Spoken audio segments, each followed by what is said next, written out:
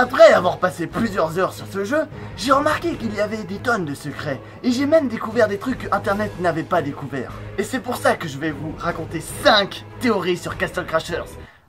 Bon, elles sont un peu de la merde, mais ça reste des théories.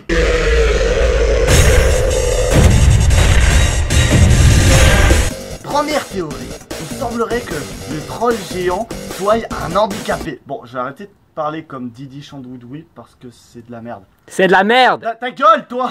Donc, pourquoi ce troll géant n'aurait pas de jambes? Parce que déjà, quand il nous poursuit dans la grange, bah il n'utilise pas ses jambes. Il fait que ramper et ramper. Bon, vous allez me dire qu'il a pas envie d'abîmer le moulin. Ce serait con. Et non, excusez-moi, il a pas du tout envie de pas l'abîmer puisqu'il arrête pas de péter les murs. De plus, la deuxième fois qu'il nous poursuit, on est en extérieur et du coup, il pourrait très bien se tenir debout. Et à la fin, lorsqu'on le voit en entier, eh bien, on voit ses jambes. Mais bah, il est paralysé des jambes, tout simplement. Voilà, cette théorie c'est un peu de la merde, mais ça reste une théorie.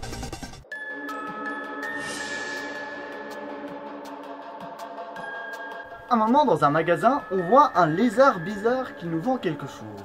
Mais qu'est-ce que ce lézard? Qu'est-ce qu'il pourrait être? C'est peut-être juste un truc que les développeurs ils ont mis juste pour vous faire rigoler. Ouais, ça pourrait être ça, mais ça pourrait être aussi autre chose. Dans le niveau à côté de ce magasin, il y a des mecs avec des armures vertes appelées des cobras. Et donc ce lézard fait un petit peu penser à un cobra. Personnellement. Et donc, il semblerait que ce vendeur soit ces personnages. Et du coup, pour vendre quelque chose, bah il met pas son armure. Il va pas mettre son armure pour vendre quelque chose. Surtout que c'est très souvent ça, que le vendeur, dans un niveau, ce soit les ennemis qui l'étaient. Dans la forêt des voleurs, il y a un voleur qui nous vend quelque chose. Dans le volcan, il y a un dragon, etc. etc. Ou bien...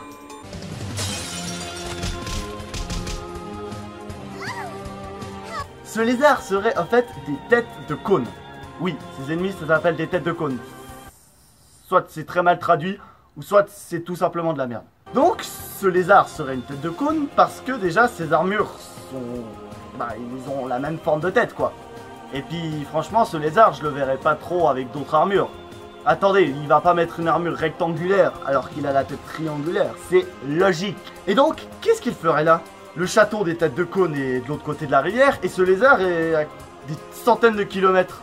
En fait, ce magasin est un endroit où les méchants se sont échappés. Car dans ce même magasin, on y voit un barbare bodybuilder en train de nous vendre une épée.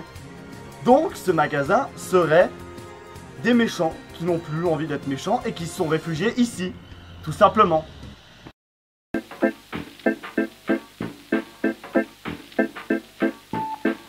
Bon, je sais, moi j'aime vraiment pas les théories du genre « oh ouais, c'est lié parce qu'il y a des références et ça et ça et ça ». Non, non, ça c'est vraiment... Alien Hominid serait en lien avec Castle Crashers parce que tout simplement on croise des aliens hominides dans Castle Crashers. Et j'ai pas voulu voir la fin de Alien Hominid, mais j'ai vu une vidéo sur YouTube où la miniature ressemblait à un certain passage dans Castle Crashers. Donc Alien Hominid et Castle Crashers seraient liés de cette manière. Et Pit People et Battle Block Theater sont liés eux aussi. À la fin de Battle Block, il y a un laser géant qui tue un ours. Eh, connard! Spoiler va! Eh, même si je te décris la fin, tu verras que voir la fin par soi-même, ce sera vraiment cool.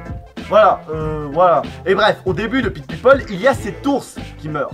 Donc, tous les jeux de la compagnie Behemoth seraient liés entre eux. Et puis alors, Pit People et Castle Crashers, ça se lit comment?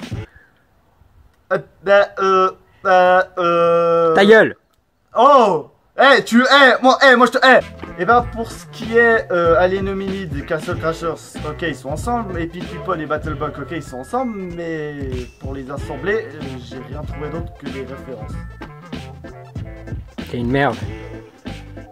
Bon, après tout, les théories de tout à l'heure étaient assez de la merde, donc il faut pas s'y attendre à un truc bien. Mais vous verrez que la dernière, vous allez...